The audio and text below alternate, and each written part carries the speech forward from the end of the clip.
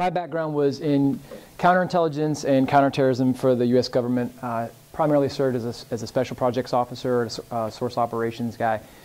Once I moved out of the government intelligence side and moved into the commercial world, was really looking for opportunities. What was I going to do next? I knew I wanted to go into the business side, went back to get my MBA, and that's where I discovered competitive intelligence. And I thought, man, there's definitely some of my skills that I had developed on the government intel side that were applicable here that I could leverage to help on the commercial side. And so got into the competitive intelligence industry, first working as a contractor and then for a firm out of DC, and then ultimately launching my own firm.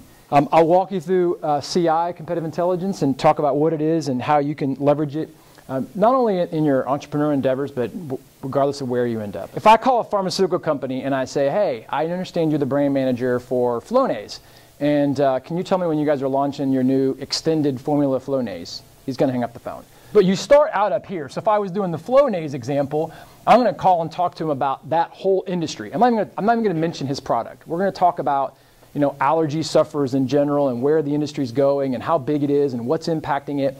And I get the guy comfortable telling me stuff because he's telling me stuff that's harmless, right? He's talking about other companies and other competitors in the industry. And so we're just having this great exchange and we're having fun. We have this great dialogue. And then I start narrowing the questions and I start getting closer and closer to that sweet spot. He tells me about how I get into the retail market. He's giving me some ideas on markup, maybe not the exact amount, but he's giving me some ideas.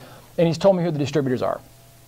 Well, if you turn around and walk out the door right now, then it looks really weird. You know, he's like, and our distributors are this, and you're like, that's awesome, right?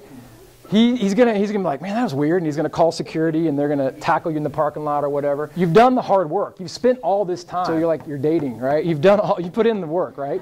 Okay. So and you hit the sweet spot, right? So you've got your answers. Well, you gotta cuddle, right? You gotta put some time in, right? Finish the job, right? So you're here. So start talking about something else. So now you're here, and you're like, hey, that's awesome. So those are great distributors. You guys, how about your shoes? Like I see them, and just start talking about something completely different. So switch subjects or say, well, that brand is really interesting. You know what? And you could go off topic. I always teach my analysts, look for the story. Like, don't just give answers to our clients. You know, if they ask 10 questions, don't just say, here's your 10 questions and here's your 10 answers. Like, look for, what's the story here? What I want to say is, hey, in the eastern part of the United States, it's this way. We're seeing a trend that, you know, the markup is generally like this. Retail is like this. These are the distributors that are having a lot of success. Like, I want to tell you what it means and not just feed you back the answers.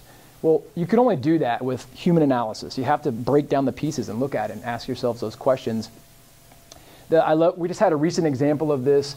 The idea of sometimes the intelligence is what we don't hear. And this just literally happened like 2 months ago. One of my new project managers was working on a project, and he was supposed to go out and talk to one of the competitors. This is for a major professional services firm. And they wanted us to help them build a sell against strategy, which essentially is a strategy of how we sell against them. So he was supposed to go out and find out, how do they position themselves? Like, who do they say they are? How are they selling their services? How do they price their services?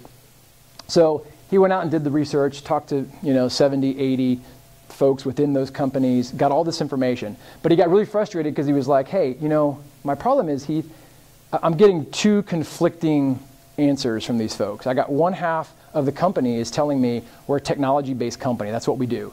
Yes, we have other services too, but at the heart, we are a technology company. And then he's like, I got these other half. They're telling me we're a full-service consulting firm. We do everything you want, from your accounting and your taxes to technology. We do it all. So he was like, I don't know what to tell the client because the information it's conflicting. And I said, Dave, look, the intel is that they don't know who they are. The intel is that they have a fractured identity. The intel is that you have a company over there that's worth $10 billion and they don't even have a common identity. So what's happening is one sales guy is going in and saying, we're technology. And then somebody else is coming in and saying, no, we're full service.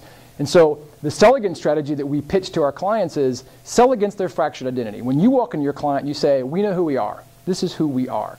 Those guys, they don't even know who they are. They're going to tell you one thing one day and another thing another day. And that was the sell against strategy. That takes human analysis, reading between the lines and saying it's not always what they tell us or what they're saying, but what they're not saying.